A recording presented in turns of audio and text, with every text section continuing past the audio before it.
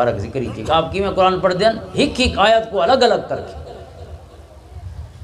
8-10 آیتیں اکٹھیاں ہک کے ساتھ پڑھنے دی اجازت ہے، لیکن وہ فرض تو نہیں نا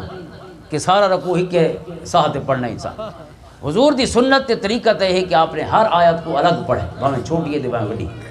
اصل سنت ہے۔ لہذا سارے کول چونکہ اساں جس انداز جیون سکھے یا پڑھن سکھے اسی بہت ساری آیتیں اکٹھے ہک کے ساتھ پڑھنے وہ دی اجازت ہے، لیکن بہرحال لفظ تے ادائیگی تے ٹھیک ہوئے، ہر لفظ موتیاں وکھرا وکھرا ہوئے،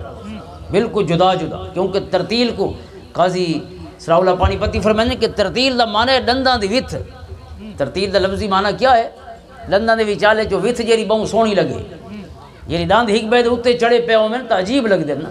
ہر ڈند وکھرا کھڑا ہو اور ہلکا نال فاصلہ ہوئے تاکہ ہر کن 3D پکچر نظر آندی پئی ہوئے۔ 3D معنی ہک سامنے نہیں دا ہوئے، گویا سائیڈاں میں نہیں دیا پئی ہوئے، موتی جی میں وکھرا وکھرا ہوندے نا تسبیح دا ایویں ہوئے۔ ورتل القرآن ترتیلا، تو اگر قرآن کریم نے گویا یہ فرمائے جڑا حکم فرمایا نا قرآن ٹھہر ٹھہر کے پڑھو، قرآن نے فرمایا اوہیں ٹھہر کے پڑھو جی میں ڈنداں چ وتھ سونی لگدی ہے، لفظ ہی میں سونے لگے۔ ود صوفیاء نے فرمایا اگر اللہ نے وتھ دی اے تشبیہ بیان فرمائیے، لفظ وہ بولے جن دے وچ ڈنداں دی وتھ آئی تو کہندے دندان مبارک دے وتھ دی تشبیہ ہو سی۔ حاضر محترم جڑے سونے منہ کول